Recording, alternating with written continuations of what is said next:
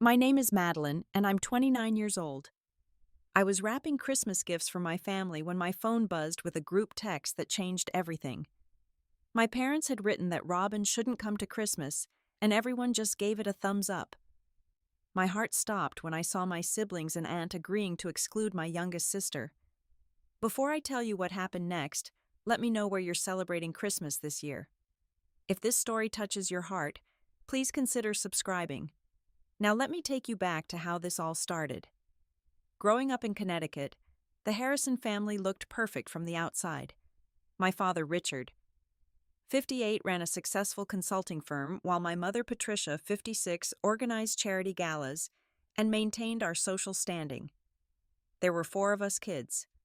Kevin, 32, became the lawyer my parents always wanted. Brian, 27, followed the path to medical school. I worked in marketing, climbing the corporate ladder steadily. Then there was Robin, 25, the artist who painted her dreams instead of following theirs. Our house stood like a monument to success on Willow Creek Drive. Every Christmas, my parents hosted their famous party for over 50 guests. Business associates, country club members, and carefully selected family friends would gather to admire Patricia Harrison's impeccable taste. The 12-foot tree, the catered dinner, the string quartet playing in the corner. It was less celebration and more performance. Robin had always been different. While Kevin debated in mock trials and Brian dissected frogs, Robin created worlds with her paintbrush. She saw beauty where others saw ordinary things. A cracked sidewalk became a landscape. A wilting flower told stories of resilience. Our parents never understood her gift. They wanted another doctor or lawyer, not someone who spent hours mixing colors to capture the exact shade of hope. 6 months before that terrible text message, Robin had gathered us for dinner. Her hands shook slightly as she introduced Amy properly for the first time. Not as her roommate, not as her friend, but as her girlfriend of 2 years. Amy taught kindergarten, had the kindest smile, and looked at my sister like she hung the moon. I watched my parents' faces shift from confusion to something colder. Patricia responded with practiced politeness that felt like ice. Richard said nothing, which was worse than words. Over the following months, their acceptance revealed itself as performance. They never asked about Amy. They changed subjects when Robin mentioned her. They forgot to set a place for her at family dinners until reminded. I remembered protecting Robin from neighborhood bullies when she was 7 and I was 11. She'd been drawing with sidewalk chalk, creating a rainbow that stretched across our driveway. Some kids started calling her names, saying art was stupid. I stood between them and my sister, telling them to find someone else to bother. That night, Robin crawled into my bed and whispered thank you. I promised I'd always protect her. Through high school, we stayed close despite our differences. While I dated the quarterback and joined student government, Robin spent lunch in the art room. We'd meet after school at the coffee shop on Main Street. She'd show me her latest sketches while I helped with her math homework. She listened to my boy troubles while I learned about composition and color theory from her. When Robin got into art school, I was the only family member who seemed genuinely excited. Our parents made her take out loans they could have easily covered. They paid Kevin's law school tuition in full. They covered Brian's medical school expenses without question. But Robin's dreams weren't worth investing in. So I secretly helped sending her money for supplies, paying her rent when she came up short. Amy entered Robin's life during her junior year. They met at a museum where Amy had taken her kindergarten class for a field trip. Robin was sketching in front of a Monet when a 5-year-old asked if she was making the painting better. Amy apologized for the interruption, but Robin just laughed and showed the child her drawing. They talked for hours after the field trip ended. Watching them together made me believe in the kind of love our parents claimed to have but never showed. Amy understood Robin's need to create. She'd sit quietly while Robin painted, reading her teaching plans or grading papers. Robin would surprise Amy with portraits of her students drawn from Amy's stories. They moved with the synchronicity of people who truly knew each other. That Thanksgiving had been the warning I'd ignored. Amy came to dinner at Robin's insistence. Patricia made comments about phases young people go through. She asked when Robin would meet a nice young man from the country club. Richard discussed conversion therapy as if reading about whether clinical and detached. Kevin made jokes about Robin's experimental phase. Brian laughed uncomfortably at every one. I tried defending them, but my voice felt small against the chorus of judgment. Amy excused herself to the bathroom and didn't return for 15 minutes. I found her crying silently, trying to compose herself. Robin spent the rest of dinner silent, pushing food around her plate. They left early, citing Amy's need to prepare for Black Friday shopping. We all knew the real reason. The signs had always been there, scattered through our childhood like breadcrumbs. But I'd been too comfortable in my privilege to follow the trail. Now, standing in my apartment with that group text glowing on my screen, I couldn't ignore them anymore. My family wasn't just flawed. They were choosing cruelty over love, reputation over their own daughter. December 22nd, 3:47 in the afternoon. I was arranging the gifts I'd wrapped, making sure each bow sat perfectly. My phone buzzed on the coffee table. The family group chat rarely activated outside of birthday wishes or holiday planning. When I read the message, my coffee mug slipped from my hand, shattering on the hardwood floor. The text from my mother read in full. After much consideration, we think it's best for Robin not to attend our Christmas celebration this year. This will avoid any discomfort for our guests. We hope everyone understands. Thank you for respecting our decision. Kevin's thumbs up appeared within seconds. Brian's followed immediately after. Aunt Margaret, my mother's sister, who never missed a chance to judge others while calling it concern, added praying hands and a heart emoji. The casual cruelty of those small digital gestures felt like violence. They weren't just agreeing to exclude Robin. They were celebrating it. My hands shook as I called Robin. She answered on the first ring, her voice thick with tears she was trying to hide. She'd seen the message. Of course she had. We all got it at the same time. Amy was holding her. I could hear soft murmuring in the background. My sister was trying to sound strong, saying she expected this, that it was fine. But I knew Robin. This was shattering her. Through her tears, Robin revealed what I'd been too blind to see. This wasn't the first exclusion, just the first one they'd said out loud. Cousin Jennifer's wedding invitation had mysteriously gotten lost in the mail. Dad's company picnic suffered a date change that no one remembered to tell Robin about. Mom's birthday dinner reservation somehow didn't have room for 2 more, so sorry, maybe next year. I scrolled through our family photos on social media while Robin talked. The pattern became clear once I looked for it. Robin positioned at edges easily cropped. Robin missing from key moments.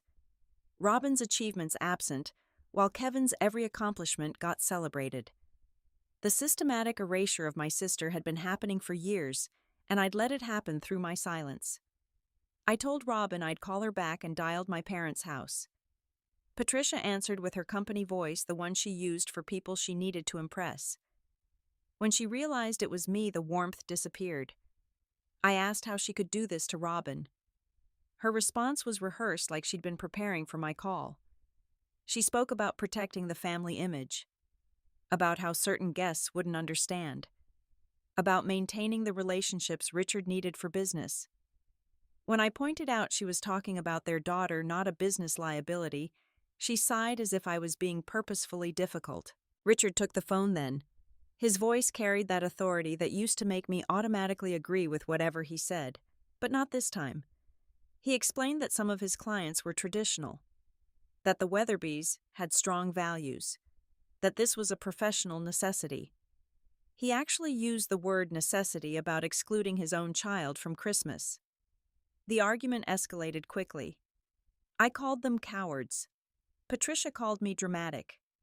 Richard said I didn't understand the complexities of maintaining social standing.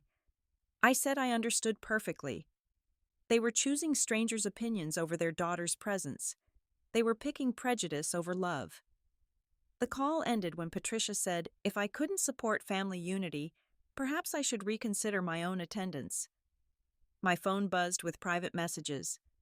Kevin texted about not rocking the boat, reminding me about inheritance, about the family trust fund. As if money could buy my silence about bigotry. Brian called, his voice weak as always when it came to standing up to our parents. He suggested it was just one dinner, why make things complicated? Why couldn't Robin just understand? I asked Brian if he'd understand being told his love wasn't welcome at Christmas. He stammered something about it being different. When I asked how, he couldn't answer. He just kept saying we needed to think about the family. I told him Robin was family. He said I knew what he meant. I did, and it disgusted me. Aunt Margaret left a voicemail that I deleted halfway through. Something about respecting elders and God's plan and proper values. The same woman who'd been divorced 3 times wanted to lecture about proper relationships. The hypocrisy would have been funny if it wasn't destroying my sister's heart. I texted the group chat. My message was short and clear. If Robin isn't welcome, neither am I. You've chosen your comfort over your daughter and sister. That's your decision. This is mine. Enjoy your perfect Christmas with your perfect guests. I choose Robin. Patricia called immediately. Then Richard. Then Kevin. Then Brian. I didn't answer any of them. Instead, I started packing a bag. I called my boss and took the rest of the week off. I transferred money from my savings to my checking account. If my family wanted to draw battle lines over love, I knew which side I was choosing. The messages kept coming. Accusations of overreacting. Claims that I was ruining Christmas. Guilt about breaking my mother's heart. Threats about being cut off financially. Each message strengthened my resolve. They showed me who my family really was when forced to choose between love and reputation. I looked around my apartment at all the gifts I'd wrapped so carefully. The cashmere scarf for Patricia, the vintage watch for Richard, the legal books for Kevin, the medical journal subscription for Brian. I gathered them all and put them in a donation box. They could go to people who actually deserved thoughtfulness. The last message I sent before leaving for Robin's was to the family group chat. It contained a photo from 5 Christmases ago. All 6 of us in front of the tree, Robin's smile the brightest of all. I wrote underneath, "This is what you're destroying. This is what you're choosing to lose. I hope your reputation keeps you warm when you realize what you've thrown away." The drive to Robin's apartment gave me time to see our childhood with clear eyes. Every memory I'd treasured revealed its shadows when I looked closer. The signs had always been there, flying like red flags I'd chosen to see as festive banners. When Robin was 10, she'd befriended a girl named Alex who wore boys' clothes and played with trucks. Patricia had forbidden the friendship, claiming Alex was a bad influence. She'd called Alex's mother, suggesting her daughter needed therapy. Robin cried for weeks when Alex's family moved away suddenly. Now I wondered if they'd been driven out by more than just Patricia's phone call. At 14, Robin asked for art supplies for her birthday. Instead, she received a pageant dress and enrollment in cotillion classes. When she refused to attend, Richard removed her bedroom door, saying privacy was earned through obedience. She attended the classes but spent them sketching the other participants instead of learning to waltz. The drawings were beautiful. Patricia threw them away. The fight about college had been volcanic. Robin had gotten into the Rhode Island School of Design with a partial scholarship. Our parents wanted her to study business at Richard's alma mater. They offered full tuition, a car, and an apartment if she chose their path. When she picked art school anyway, they told everyone she was studying graphic design for advertising, as if fine art was too shameful to acknowledge. I remembered finding Robin crying in her dorm room freshman year. She couldn't afford the materials for her sculpture class. Meanwhile, Kevin was picking out furniture for his law school apartment, all expenses paid.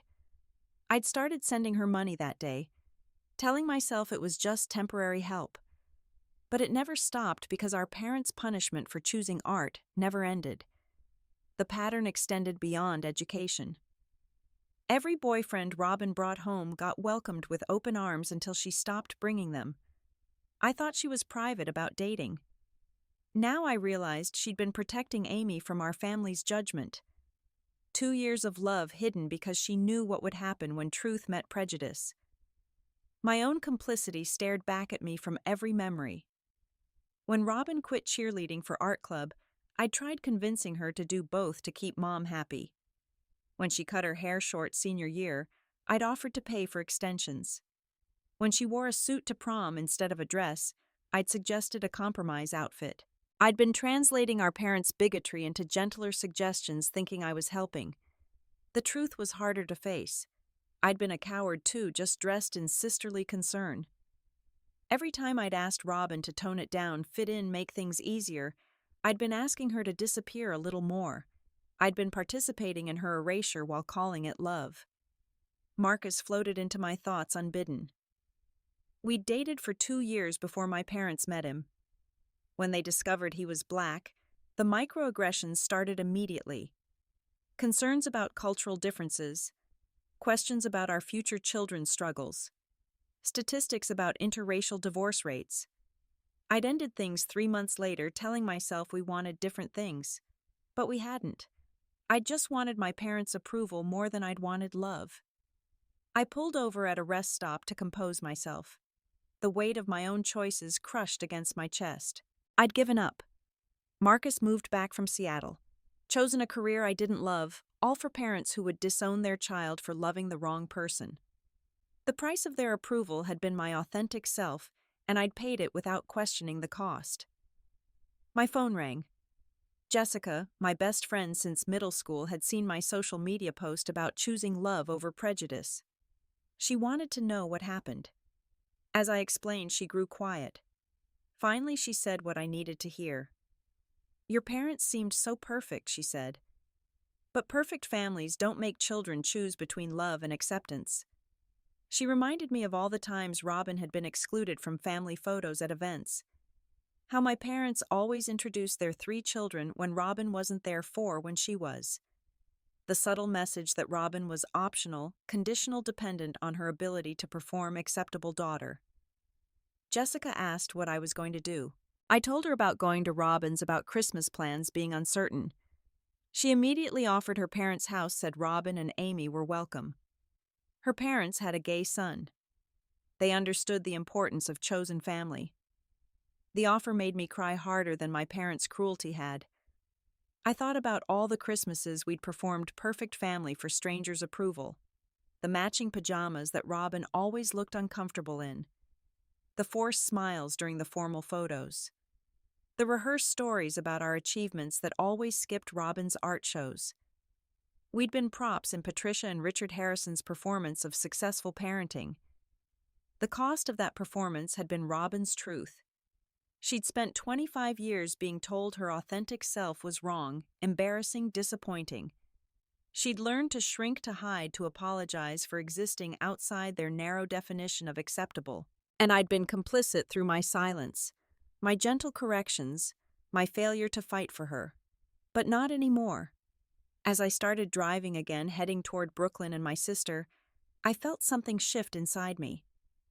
The need for my parents' approval that had guided every decision finally loosened its grip. I was choosing Robin. I was choosing love. I was choosing the side of history that wouldn't require apologies to future generations. The last 20 minutes of the drive, I made mental lists. Friends who would understand.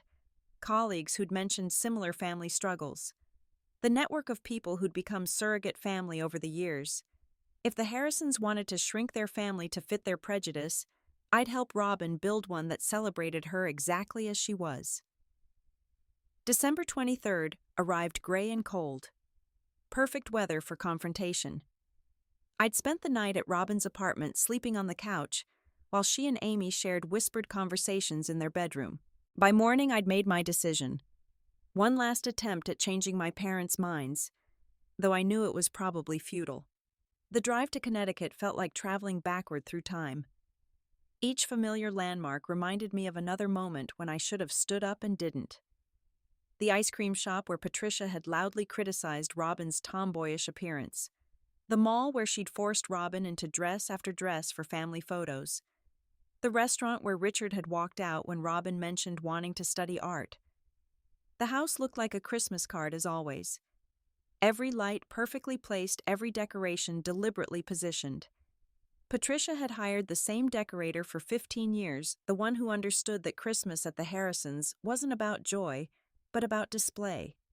Even the snow seemed to have fallen artfully on the lawn, though I knew the groundskeepers had been out at dawn making it perfect. I found Patricia in the dining room arranging centerpieces for the party. She didn't look up when I entered, though she knew I was there. This was her power play, making me wait for her attention like I was 12 again and in trouble for defending Robin from neighborhood bullies. When she finally acknowledged me, her face was arranged in an expression of wounded motherhood. She spoke about how disappointed she was in my reaction, how I'd embarrassed them in the family group chat, how Kevin and Brian understood the complexity of the situation while I was being emotional and dramatic. Every word carefully chosen to make me doubt myself. I stayed calm and asked her to explain why Robin couldn't come to Christmas. She sighed as if I was asking her to explain why water was wet. She talked about their guests' comfort levels, about maintaining relationships crucial to Richard's business, about the reputation they'd spent decades building. Never once did she mention Robin's comfort, Robin's relationships, Robin's decades of being their daughter. Richard joined us. His presence meant to add weight to their position. He used his business voice, the one that closed deals and won negotiations. He talked about the real world, about necessary compromises, about understanding the bigger picture. He actually created a PowerPoint in his mind. I could see him organizing bullet points about why discriminating against his daughter was a sound decision.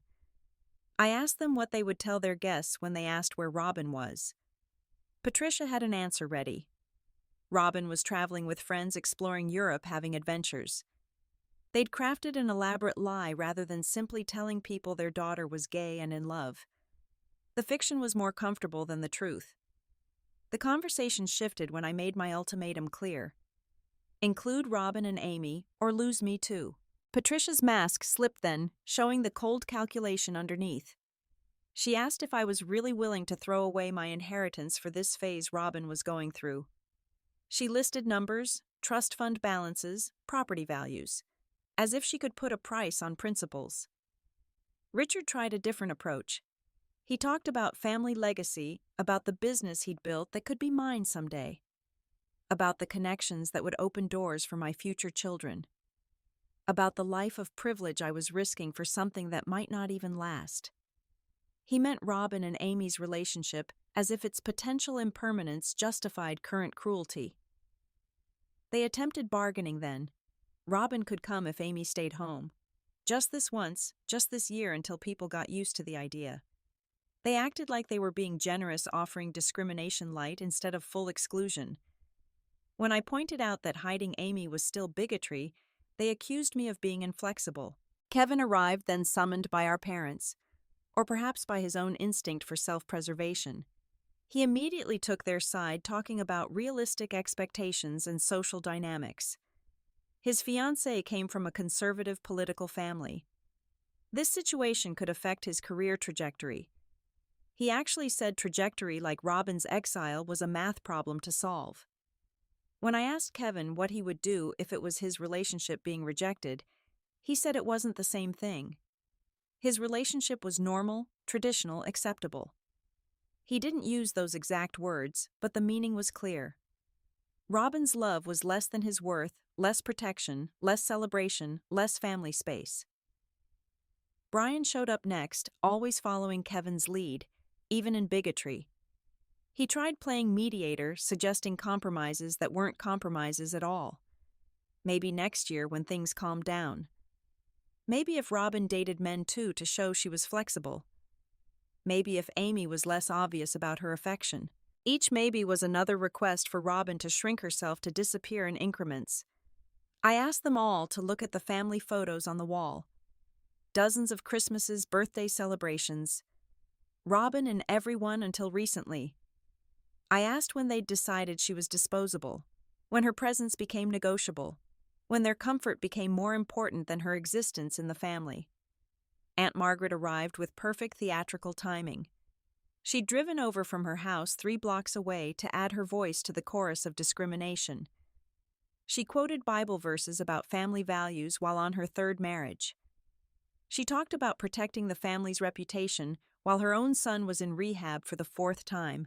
The hypocrisy was so thick, it could have been carved and served for dinner. She accused me of being corrupted by liberal media by city living by my unmarried status at 29. According to her, I was defending Robin because I was jealous of normal families trying to destroy what I couldn't have. The projection was remarkable.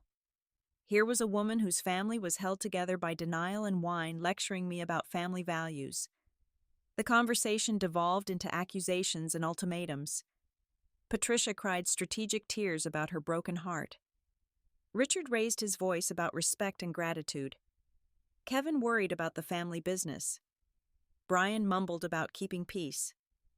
Margaret prayed loudly for our souls. And through it all, not one of them mentioned loving Robin. I stood to leave my decision crystallized by their performance. I told them they were choosing hatred dressed as concerned prejudice decorated as tradition.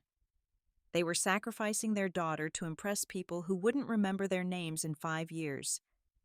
They were destroying their family to preserve an image of family that never existed. My final words before leaving were simple. Robin deserves love without conditions, acceptance without amendments, and a family that chooses her over strangers' opinions. Since you can't offer that, I'll help her find people who can.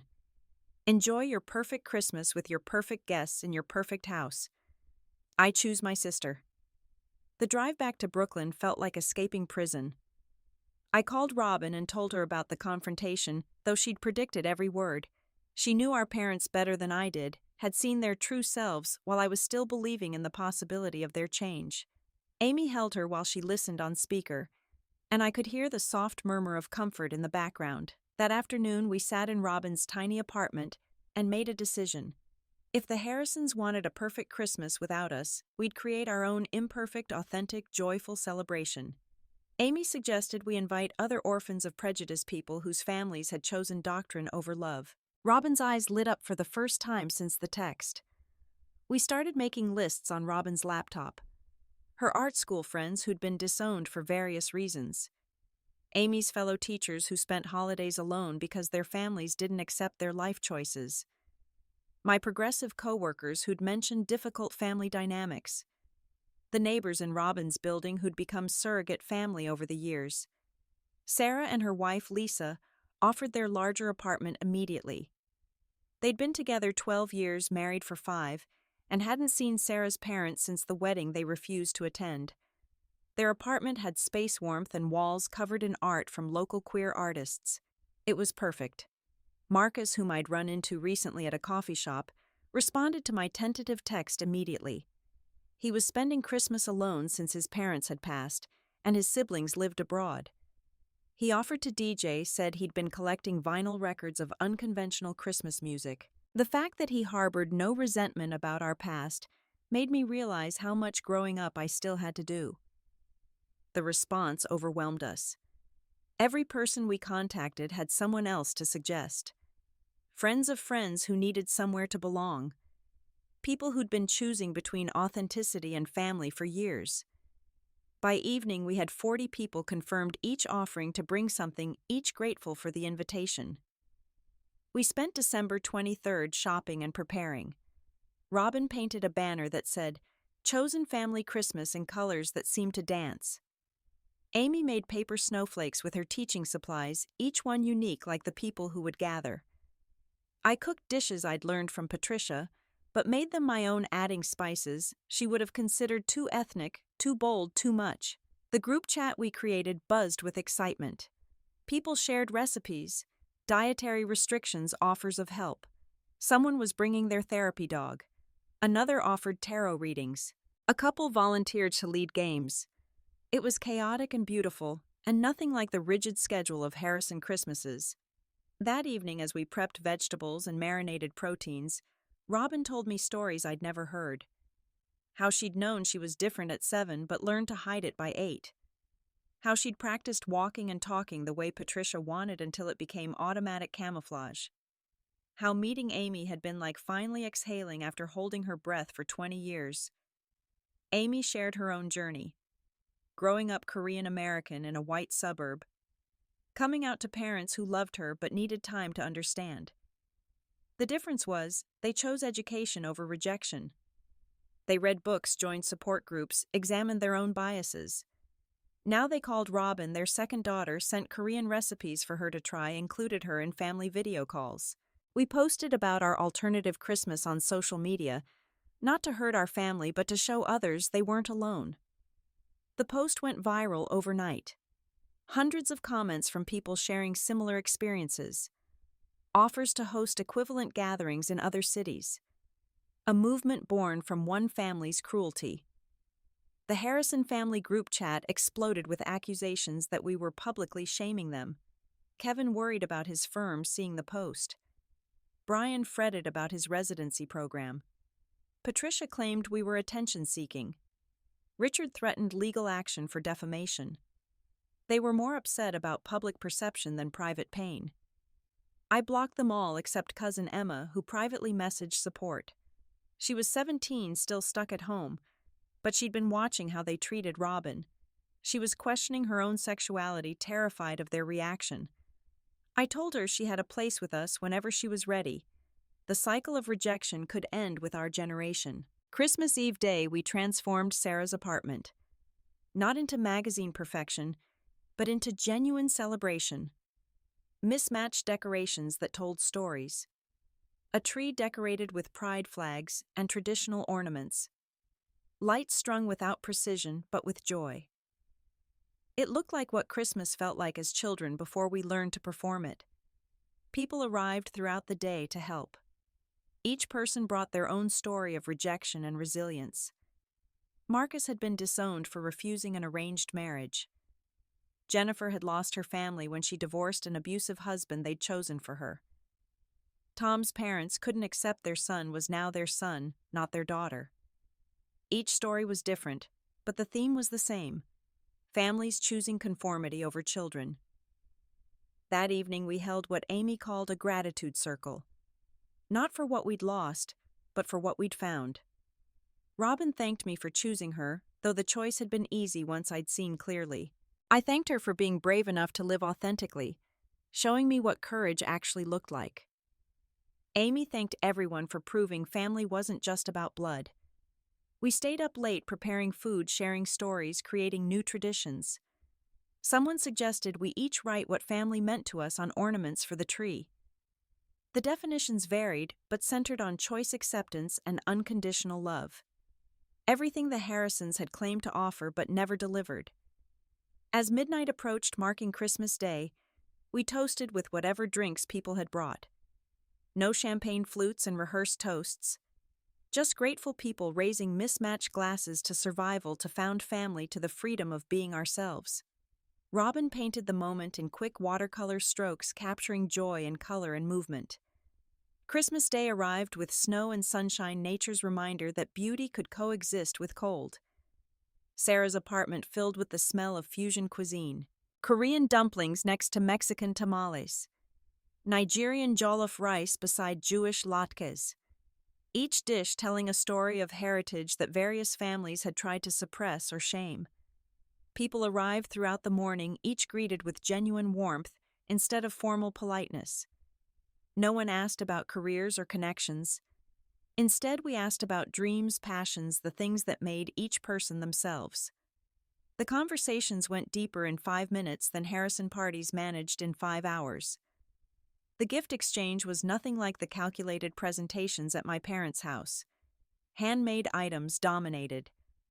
Robin had painted small canvases for everyone, each one capturing something essential about the recipient. Amy had knitted scarves in pride flag colors.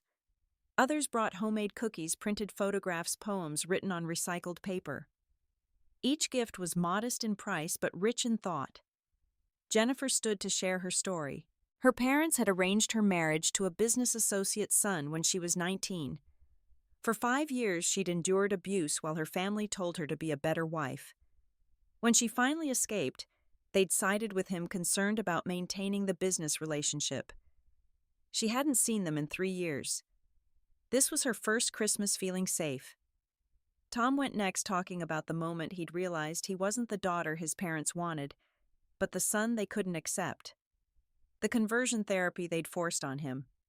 The prayers that felt like punishment. The choice between living authentically or having a family. He chose himself, and found a better family in the process. Marcus spoke about growing up as the only black kid in a white suburb, then being told he was betraying his race for dating outside it. The impossible standards, the no-win situations, the exhaustion of never being enough for anyone, until he realized the people demanding perfection were themselves perfectly flawed. Each story wove into the next, creating a tapestry of resilience. We weren't just random people spending Christmas together. We were survivors of families that had required us to be less than ourselves. We were proof that love could be chosen, created, cultivated outside blood bonds. Around 2 in the afternoon, Emma texted me. She was at the Harrison Christmas and it was a disaster. Guests kept asking where Robin and I were. The Weatherbys, whose approval my parents valued so much, were actually disappointed not to see Robin's latest art. Mrs. Weatherby had commissioned a piece from Robin last year and wanted to discuss another project. Several business associates had brought their adult children hoping to introduce them to us. The absence was glaring. Patricia's prepared excuses weren't working. People could tell something was wrong. The perfect family image was cracking without us there to complete it. Richard had retreated to his study. Patricia was drinking more wine than usual. Kevin's fiancé had started asking questions about the family dynamics. Why would Robin choose Europe over family Christmas? Why wasn't I there? Kevin's explanations were revealing his prejudices, and she wasn't liking what she heard. Brian kept checking his phone, looking increasingly uncomfortable. Even Aunt Margaret seemed subdued, her usual pontificating muted. Meanwhile, our chosen family Christmas was exceeding every expectation. Someone had brought a karaoke machine, and we were taking turns singing everything from traditional carols to protest songs. Robin and Amy performed a duet that made everyone cry their love so evident it filled the room with light. The feast was potluck perfection. Everyone had made something meaningful to them, and the table looked like a United Nations summit. We went around sharing what each dish meant, the memories or hopes it carried. Food became storytelling nourishment beyond the physical. During dinner, Robin stood to speak. She thanked everyone for coming, for creating this space, for proving that rejection wasn't the end, but sometimes the beginning. Then Amy stood beside her, took her hand, and dropped to one knee. The room gasped collectively. Amy pulled out a ring, not expensive but perfect, and asked Robin to marry her. Through tears, Robin said yes. The room erupted in celebration that probably violated noise ordinances. Sarah and Lisa offered to help plan the wedding. Marcus volunteered to DJ. Jennifer's girlfriend offered her event planning skills. Everyone wanted to be part of love winning over prejudice. I filmed it all, sending the video to Emma so she'd have hope. Within minutes, she texted back that she'd shown Brian, who looked like he might cry. The reality of what our parents had made them miss was sinking in. He excused himself from their party, claiming illness. Emma said the Harrison Christmas was essentially over by 4 guests leaving early, the atmosphere poisoned by absence. As evening fell, we played board games and shared desserts from a dozen cultures. Children who'd come with their parents taught us games from their countries. Adults became kids again, laughing at Pictionary disasters and charades failures. It was messy and loud, and absolutely perfect. Amy's parents called from Korea for their planned video chat. When they saw the room full of people, they asked to be introduced to everyone. We passed the laptop around each person, getting a moment with the Kims. They welcomed everyone to visit Korea, calling us all family now. The contrast with the Harrisons was sharp enough to cut. Late that night, as things wound down, we created a new tradition. Everyone would write a letter to their younger self, offering the comfort they'd needed when family failed them. We'd seal them and open them next year, reminding ourselves how far we'd come. Robin's letter was short but powerful. You are not wrong. You are not broken. You are not alone. The last guests left near midnight, but the feeling remained. We'd created something beautiful from rejection. We'd proven that family was about choice, not chromosomes. We'd shown that love multiplied when shared freely, not hoarded behind closed doors of prejudice. The aftermath came in waves. December 26th brought a formal email from Richard's lawyer, who was also Kevin, stating that I was no longer welcome at any Harrison family properties and had been removed from the will. The language was clinical, as if excising a daughter was a business transaction. I forwarded it to my own lawyer, who confirmed it was legal, but also said it revealed more about them than me. Patricia left a voicemail that I saved without listening to. Emma later told me it was 20 minutes of martyrdom, claiming I'd destroyed the family, ruined their reputation, and broken her mother's heart. She never once mentioned missing us, just missing the image of us. But the real aftermath was more surprising. Mrs. Weatherby reached out to Robin directly, having gotten her contact information from a mutual friend. She wanted to commission not one but 3 pieces for their new house. She also mentioned that their son, a gallery owner in Manhattan, wanted to discuss featuring Robin's work. The very people my parents were trying to impress were embracing what they'd rejected. Several of Richard's business associates contacted me through LinkedIn expressing subtle support. One mentioned his own daughter was gay and how proud he was of her. Another shared that he'd noticed our absence and found the explanation suspicious. The business world Richard worried about was more progressive than he'd assumed. Kevin's fiancée Madison reached out secretly. She was reconsidering the engagement. Seeing how quickly Kevin had agreed to exclude Robin, how easily he'd chosen inheritance over integrity had shaken her. She asked to meet me for coffee. Over lattes, she admitted she'd always felt something was off about the Harrison family dynamics. Now she knew what. Brian started therapy in January. He sent me a long email about recognizing his complicity, his cowardice, his learned prejudice. He wanted to apologize to Robin, but understood if she wasn't ready to hear it. He was working on himself first, trying to understand how he'd become someone who would choose comfort over compassion. Emma came out to our parents on her 18th birthday in February. She did it publicly at the country club during Patricia's ladies' luncheon. She announced she was gay, that she'd been watching how they treated Robin, and that she was choosing love over their approval. Then she left suitcase already in her car and drove straight to Robin's apartment. The family attempted reconciliation in March, but it was performance, not genuine change. They offered conditional acceptance. Robin and Amy could attend family events if they didn't display affection. They could be in photos if they stood apart. They could exist if they didn't actually exist. We declined their generous offer to be half human in their presence. Robin's art career exploded after our Christmas story went viral. She painted a series called Chosen Family that sold out in 2 days. The gallery opening was packed with people who'd found their own families after rejection. Amy stood beside her the entire night, proud and protective. Every piece told a story of love conquering prejudice. They married in June at Sarah and Lisa's country house. The ceremony was outdoors under trees strung with lights. Robin wore a suit with wildflowers in the lapel. Amy wore a dress that sparkled like stars.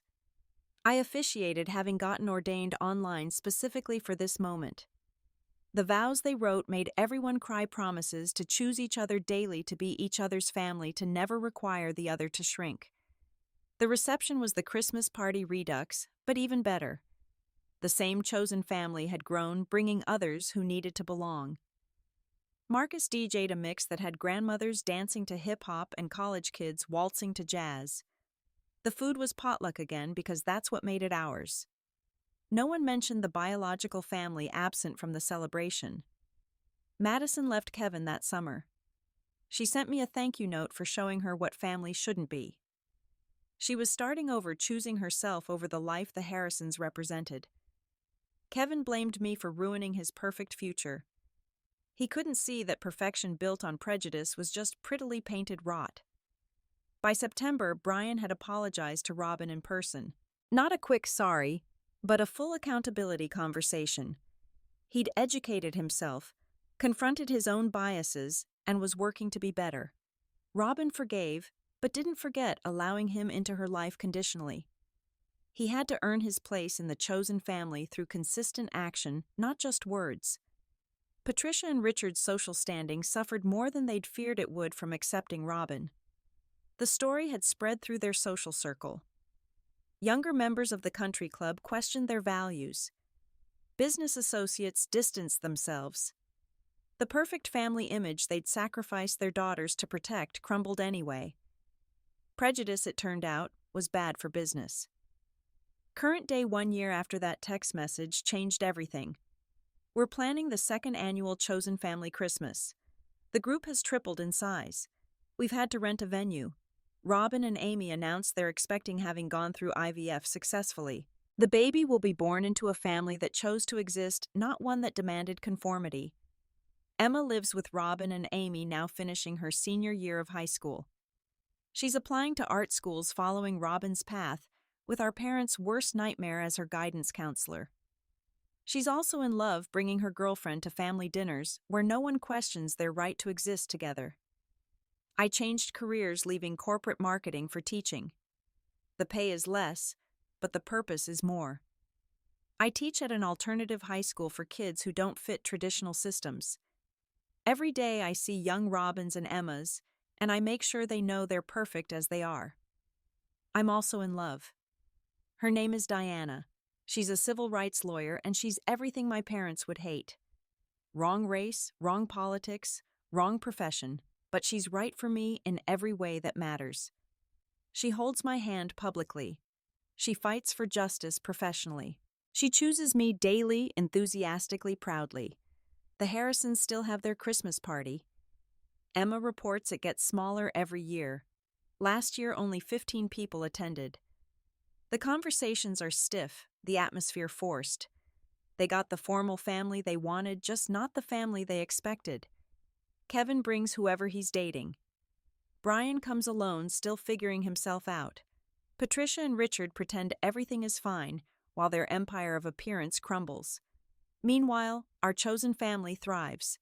We have monthly dinners, celebration circles for every achievement, support systems for every struggle. Robin's art features in galleries nationally now. Amy was promoted to principal. I won a teaching award. Emma got into RISD with a full scholarship. We celebrate each other because that's what real families do. Sometimes I think about that December 22nd text message. How it felt like destruction in the moment, but was actually creation. The birth of something better. The Harrisons thought they were excluding Robin from Christmas. Instead, they freed us all from the prison of their conditional love. The lesson is simple but profound. Family isn't about blood or obligation or maintaining appearances. It's about choosing each other repeatedly, especially when it's hard. It's about love that expands to include, not contracts to exclude. It's about creating space for people to be themselves, not demanding they become someone else. I lost my biological family, but I gained something infinitely more valuable. A family that chooses me not despite who I am, but because of who I am. A family that celebrates authenticity over performance. A family that knows love is not a limited resource to be hoarded, but an infinite one to be shared. To anyone spending this Christmas feeling excluded, rejected, or alone because of who you are or who you love, know this. Your family is out there waiting to choose you. They might not share your DNA, but they'll share your values. They might not be blood, but they'll be there when you bleed. Sometimes losing the family you're born into helps you find the family you're meant to have. And to parents choosing prejudice over children, reputation over relationship, comfort over compassion, know this too. The children you reject will thrive without you. They'll create families that make yours look hollow. They'll find love that makes your conditions look like cruelty. And one day you'll realize the reputation you protected was worth less than the relationships you destroyed. This Christmas, I'll wake up in an apartment full of chosen family. Robin and Amy will be there with their growing baby bump. Emma will make pancakes with her girlfriend. Diana will sing off-key in the shower. Friends will drop by throughout the day. We'll cook together, laugh together, exist together without conditions or compromises. It will be messy and loud and imperfect, and absolutely everything Christmas should be. The Harrisons will have their formal dinner with matching china and prescribed conversations. But we'll have something they traded away for appearances. We'll have authentic love, unconditional acceptance, and the freedom to be ourselves. We'll have each other chosen, repeatedly celebrated, daily loved completely. And that's the greatest gift of all. What about you? Have you ever had to choose between being yourself and being accepted by family? How did you handle those impossible expectations? I'd love to hear your stories in the comments below. If this story resonated with you, please hit that like button and subscribe for more content about choosing love over prejudice. Share this with someone who needs to hear that chosen family is real family. Thank you for being part of this journey, and may your holidays be filled with people who choose you exactly as you are.